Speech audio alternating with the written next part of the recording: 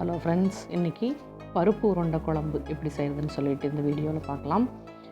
இது நம்ம சில இடங்களில் வடகரின்னு சொல்லுவாங்க, நம்ம கொங்கு சைடில் வந்துட்டு பருப்பு உருண்டை குழம்புன்னு சொல்லுவாங்க.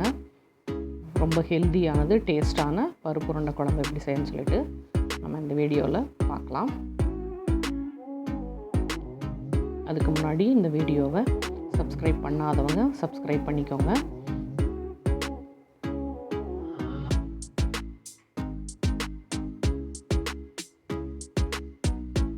இப்போ ஃபஸ்ட்டு பருப்பை ஊற வச்சிடலாம். 1 கப்பு துவரப்பருப்புக்கு 1/2 கப்பு கடலைப்பருப்பு சேர்த்துருக்கோம். கடலைப்பருப்பு கம்மியாக தான் சேர்த்தணும், உங்களுக்கு இல்லைன்னா சாஃப்ட்னஸ் வராது. இதை ஒரு 2-3 மணி நேரம் நல்லா ஊற வச்சிடணும். இது கூட 2 வரமிளகாய், 2 காஷ்மீரி சில்லி சேர்த்து ஊற வச்சுக்கலாம். அதான் நல்லா நைஸாக அரைப்படும். இப்போ பெரிய வெங்காயம், 2 பெரிய வெங்காயத்தை நல்லா பொடியை சாப் பண்ணி எடுத்துக்கலாம்.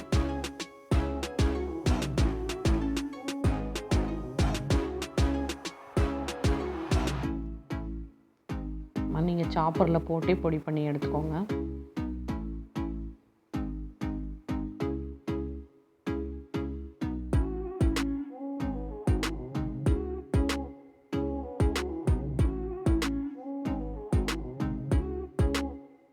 வெங்காயத்தை பொடிச்சு எடுத்தாச்சு.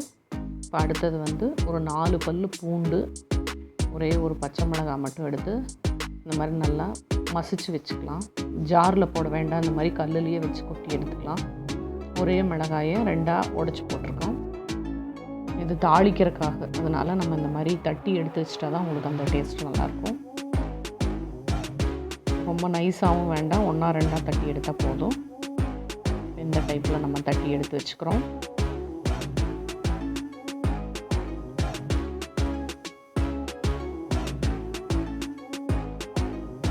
அடுத்தது குழம்புக்கு என்னென்ன இன்க்ரீடியன்ஸ் தேவைன்னு சொல்லிட்டு நம்ம 1 by 1 பார்க்கலாம்.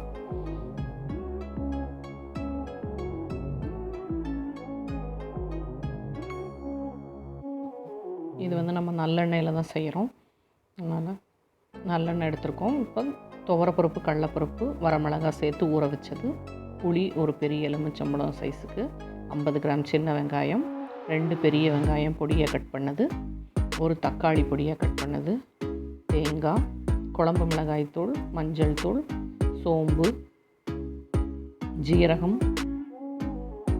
பெருங்காயம், கடுகு, உப்பு, இப்போ பொடியாக மசிச்சு வச்ச பூண்டு, மிளகாய், கருவேப்பிலை. இப்போது பருப்பு நல்லா கழுவிட்டு தண்ணியை கம்ப்ளீட்டாக ஃபில்டர் பண்ணிவிட்டு இந்த மாதிரி ஜாரில் போட்டு 1-2 அரைச்சிக்கலாம். இப்போ வடை பதத்துக்குன்ட்டு இல்லாமல் இன்னும் கொஞ்சமே நம்ம நைஸாக அரைச்சி எடுத்துக்கணும். வரமிளகாய் இதில் சேர்த்துருக்கோம், சோம்பு சேர்த்துக்கலாம்.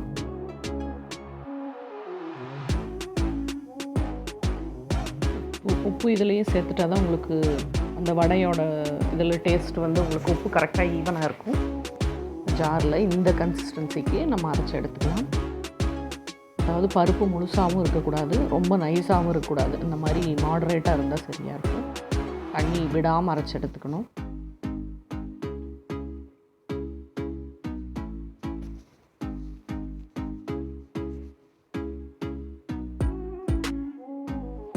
இதை ஒரு பவுலில் எடுத்துகிட்டு இப்போ வெங்காயம் சேர்த்துக்கலாம். பொடியாக கட் பண்ண வெங்காயம், அடுத்தது கருவேப்பிலை, சோம்பு கொஞ்சம் சேர்த்துக்கலாம், 1/4 ஸ்பூன் சேர்த்தா போதும். இதை நல்லா மிக்ஸ் பண்ணிவிட்டு நம்ம உருண்டை பண்ணி எடுத்து வச்சுக்கலாம். இந்த உருண்டை உங்களுக்கு எந்த சைஸ் தேவையோ அந்த சைஸ்க்கு எடுத்துக்கோங்க. ஏன்னா ரொம்ப சின்னதாக போட்டாலும் குழம்புல கரைஞ்சிரும், அதனால தான் இந்த சைஸுக்கு நான் எடுத்திருக்கேன். இது நம்ம உருட்டி ரொம்ப நேரம் வச்சுட்டு அப்புறம் செய்யக்கூடாது, இமீடியட்டாக செஞ்சிடணும். இல்லைன்னா இந்த வெங்காயத்தில் இருக்கிற தண்ணியெல்லாம் சேர்ந்து உங்களுக்கு ஒரு மாதிரி குழஞ்ச மாதிரி ஆயிரும். இப்போ இதை ஸ்டீமில் வேக வச்சுக்கலாம். இட்லி பாத்திரத்தில் இதை ஒன்றோட ஒன்று முட்டாமல் வச்சுட்டு ஒரு 10 நிமிஷம் வச்சிங்கன்னா சீக்கிரம் வெந்துடும்.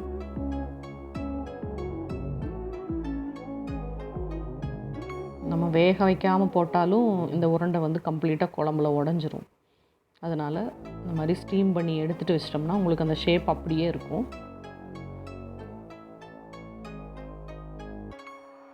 நீங்கள் அவன்லேயும் இந்த மாதிரி எடுத்துக்கலாம். ஸ்டீம் பண்ணி எடுத்துக்கலாம். நான் இட்லி பாத்திரத்தில் வச்சு தான் எடுத்துருக்கோம்.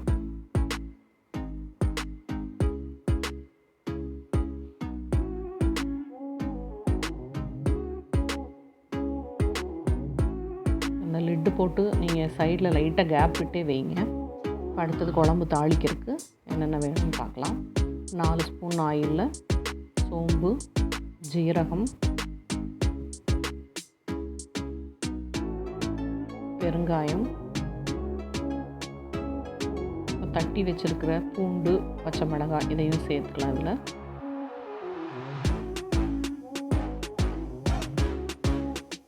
கருவேப்பிலை சேர்த்துட்டு, இந்த பூண்டு வந்து கொஞ்சம் ஃபஸ்ட்டு நல்லா ஃப்ரை ஆகணும். அதனால் ஃபஸ்ட்டு இதை வதக்கிட்டு அதுக்கப்புறம் வெங்காயம் சேர்த்துக்கலாம்.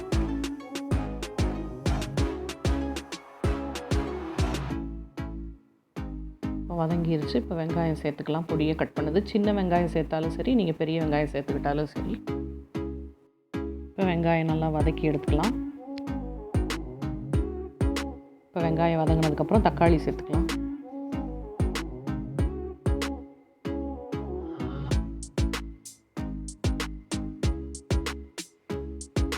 இப்போ தக்காளி சேர்த்துட்டு இப்போ நல்லா வதக்கிக்கலாம்.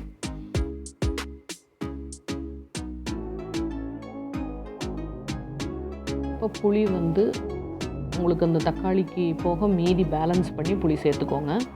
ரொம்பவும் அதிகமாக இருந்தாலும் இந்த பருப்பு உருண்டை குழம்புக்கு நல்லா இருக்காது. அதனால் பார்த்து கரெக்டாக பேலன்ஸ் பண்ணி சேர்த்துக்கோங்க. இப்போ குழம்பு மிளகாய் தூள், மஞ்சள் தூள், உப்பு சேர்த்துட்டு இன்னும் கொஞ்சம் தண்ணி வேணும்னா சேர்த்துட்டு கொதிக்க வச்சுக்கலாம். குழம்பு ஃபஸ்ட்டு நல்லா கொதிச்சிடணும். கொதிச்சிட்ருக்கும்போது இப்போ தேங்காய் அரைச்சிக்கலாம். தேங்காய் கூட இப்போ வெறும் சோம்பு மட்டும்தான் நான் சேர்த்து அரைச்சிருக்கேன். நல்லா நான் ஃபைன் பேஸ்ட் பண்ணிக்கணும். இது நான் தேங்காய் கம்ப்ளீட்டாக அரைச்சி அப்படியே சேர்த்துருக்கேன். உங்களுக்கு தேங்காய் பால் சேர்த்தா போதும்னா நீங்கள் பால் மட்டும் கூட சேர்த்துக்கலாம். குழம்பு நல்லா கொதிச்சிருச்சு. இந்த சமயத்தில் நம்ம அரைச்ச தேங்காய் பேஸ்ட்டை இதில் சேர்த்துக்கலாம். இப்போ பார்த்திங்கன்னா இந்த உருண்டை வந்து நல்லா ஸ்டீமில் வெந்துருச்சு.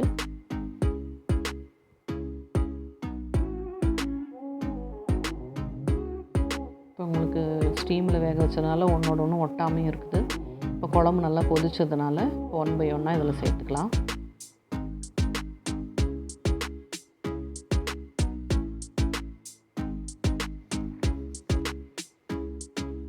ஏன்னா நம்ம இதை வேக வைக்காமல் இப்படி போட்டிருந்தா இப்போ நீங்கள் போடும்போதே கரைஞ்சிரும்.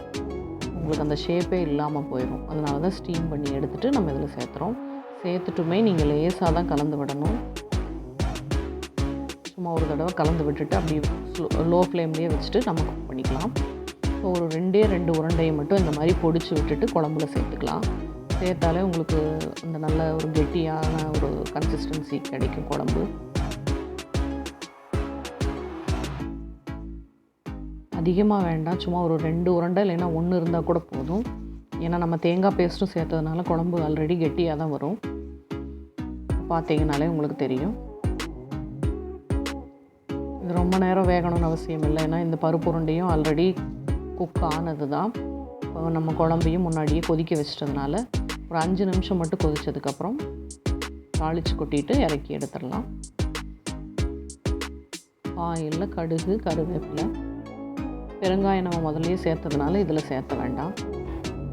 இது மட்டும் நீங்கள் தேங்காய் எண்ணெயில் தாளித்து கொட்டிக்கோங்க.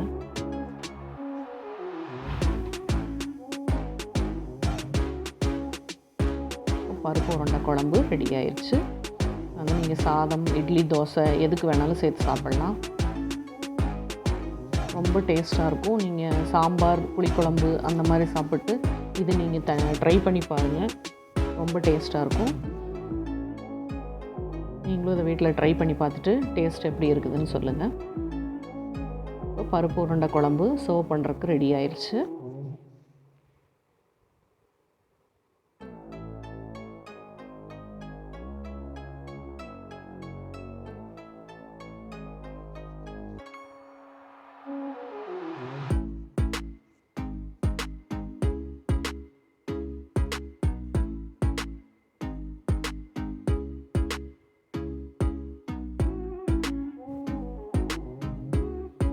இப்போ அடுத்தது வந்து இதிலையே நான் 4 உருண்டையை தனியாக எடுத்து வச்சுட்டு இந்த மாதிரி எண்ணெயிலையும் பொரிச்சு எடுத்துருக்கோம். இது உங்களுக்கு வடை மாதிரியும் இருக்கும். சைட் டிஷ்ஷாக கூட நீங்கள் இதை வச்சுக்கலாம். இதை வந்து ஸ்டீமில் வேக வைக்கணும்னு அவசியம் இல்லை. இதை நம்ம பருப்பு மசிச்சதுக்கப்புறம் உருண்டை பிடிச்சி அப்படியே டைரெக்டாக எண்ணெயில் பொரிச்சு எடுத்துக்கலாம் வடை மாதிரி. இப்போ நீங்கள் இதை பொரிச்சு எடுத்து கூட நீங்கள் இந்த குழம்புல சேர்த்தலாம். அதுவும் நல்லாயிருக்கும் டேஸ்ட்டு. நம்ம மட்டன் கோலா உருண்டை மாதிரியே இருக்கும் இது. ஆனால் கொஞ்சம் ஃப்ரை ஆகிறதுக்கு மட்டும் கொஞ்சம் டைம் எடுக்கும். ஏன்னா இதை நம்ம டைரெக்டாக அப்படியே போடுறதுனால போட்டு ஒரு 2 நிமிஷம் அப்படியே விட்டுட்டு தான் நம்ம திருப்பி விடணும். இல்லைன்னா இது கம்ப்ளீட்டாக உடஞ்சிரும்.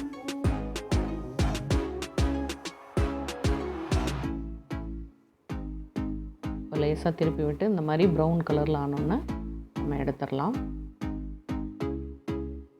பருப்பு கோலா உருண்டையும் ரெடி ஆயிடுச்சு.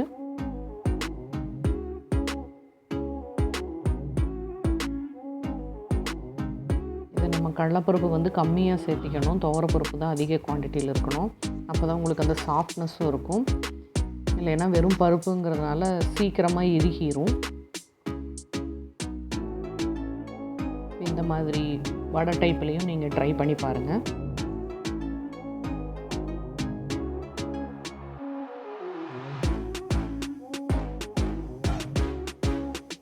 பார்த்தீங்கனாலே தெரியும் சாஃப்டாக தான் இருக்கும்.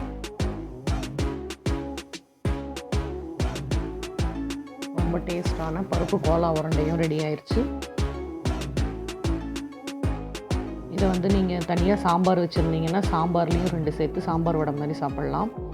தயிரும் சேர்த்துட்டு தயிர் வடை மாதிரியும் சாப்பிட்டுக்கலாம். கொஞ்சம் நேரம் ஊற வச்சு எடுத்திங்கன்னா ரொம்ப நல்லாயிருக்கும்.